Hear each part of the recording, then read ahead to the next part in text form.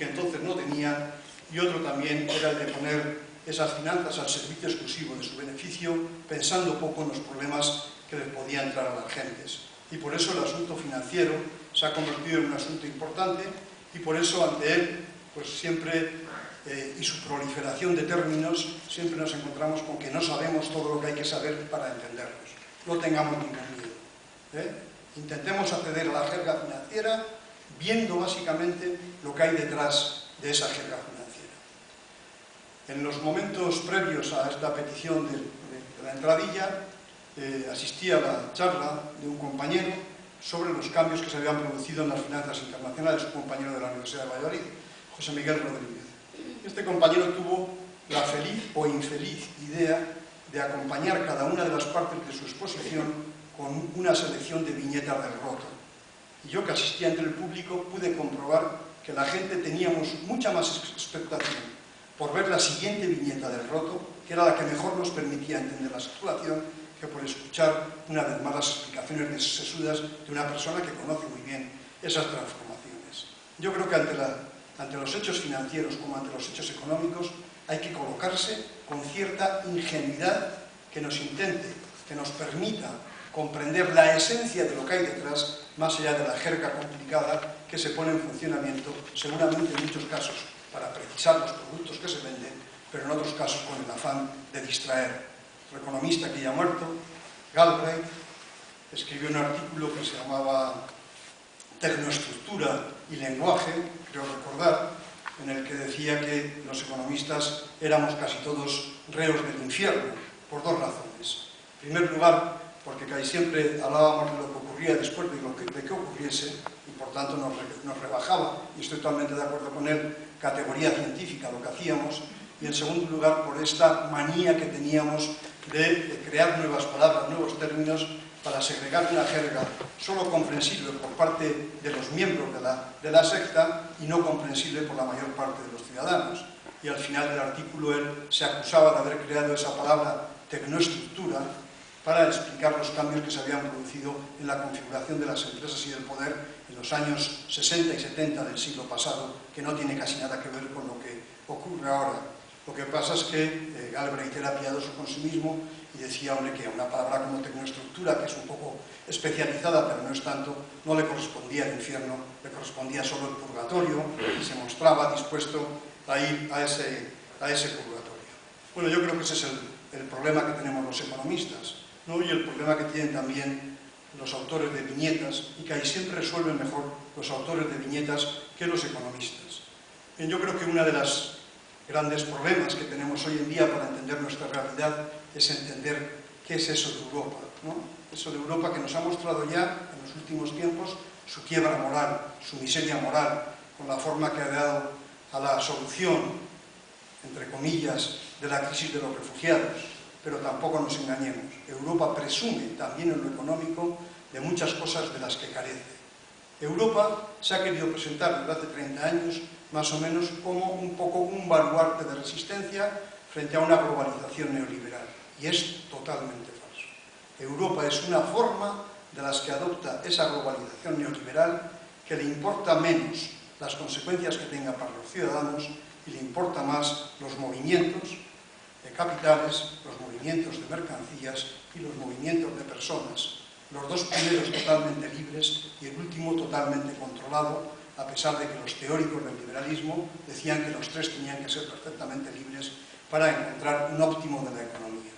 Por tanto, como hay contradicciones de base muy importantes, la labor de quienes con sus viñetas, es decir, con sus editoriales, nos desvelan día a día esas contradicciones de base, es muy importante. Y por eso yo creo que es de agradecer este esfuerzo que ha hecho Pedro por explicarnos también asuntos económicos y sociales muy importantes. Yo decía en mi introducción, y es el último párrafo al que voy a leer literalmente, comparando con esa situación del Roto, estas viñetas de Pedro Guerra no se quedan atrás. Con un dibujo que hace creíble el mensaje, recuerda verdades como puños que nunca debemos olvidar. La primera, que sin análisis del poder y sus relaciones, banqueros, constructores, eléctricas, muchos aparecen en sus viñetas, nunca habrá buen diagnóstico económico. La segunda, que todas las personas debemos ser protagonistas activos del devenir económico y social para que primero sea la gente, como señala continua Amartya Sen. Si no participamos, otros lo harán por nosotros. Y yo creo que esto es básicamente lo que expresé en el prólogo, lo que hoy he desarrollado un poco más, para animar a Pedro a que no se preocupe tanto por los aspectos técnicos de la economía, sino que se preocupe por las verdades del barquero que están detrás de los asuntos económicos, y en ese sentido también hacerle un llamamiento cariñoso. Trata el medio ambiente también.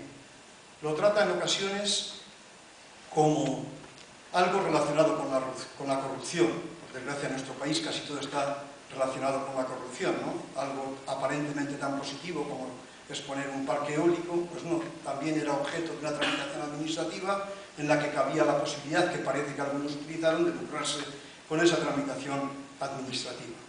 En otras ocasiones lo trata como un problema, digamos, asociado al funcionamiento económico.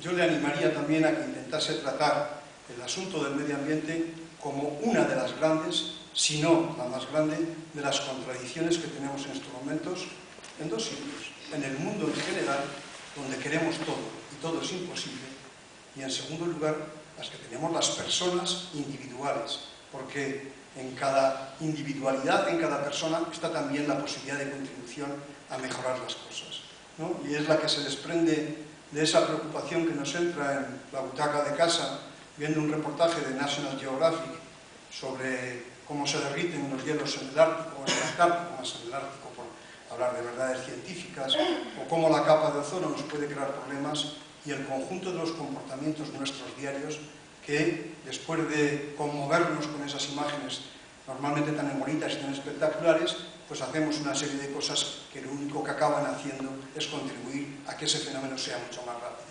Entonces, entender el medio ambiente con ese carácter de contradicción importantísima de nuestras sociedades, pues es un elemento importante y es un reto que seguramente Pedro va a saber satisfacer de forma inmediata.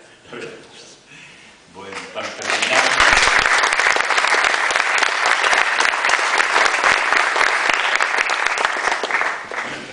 quería subrayar dos aspectos que traía muy desarrollados y no va a poder ser. El primero, con respecto al dibujo, soy un autodidacta, y lo digo en el peor sentido de la palabra, porque eso me ha impuesto repetir muchísimo, al no conocer la materia con que estaba trabajando, repetir muchísimos dibujos, rehacerlos. Entonces, además, me ha producido un horror absoluto, que es el horror vacuo. Lo lleno todo de cosas, todo de líneas. Manuel Delibes, que fue gerente mío en el norte de Castilla, me decía: Guerra, no haga tantas líneas, que no le pago por líneas. Bueno, pues efectivamente no me pagaba por líneas, porque si me llega a pagar por líneas me habría forrado. Y entonces mi dibujo se relaciona, y esto es importante, con ese dibujo de la calle, con ese dibujo tradicional, muchas veces costumbrista, que refleja el mundo social, que refleja los acontecimientos y que podría estar relacionado con los grandes dibujantes de la tradición periodística española, entre ellos Castelao, por ejemplo. Tenemos un ejemplo estupendo en el Lion d'Or, en el bar este, que hay unos dibujitos con un fondo amarillo. Esos son prácticamente, o podrían ser prácticamente mis dibujos, esa reflexión en torno a unos personajes y a una reflexión súper sencilla. Y en segundo lugar, quería hablar de los medios de comunicación. Los medios de comunicación son la base de la democracia. En la primera enmienda de los Estados Unidos, de la Constitución de los Estados Unidos, habla de la libertad religiosa, de la libertad de expresión y de la libertad de prensa. Pero los medios de comunicación, y empezando por Estados Unidos, se han vuelto absolutamente, se han acumulado y se han unido a empresas y son en estos momentos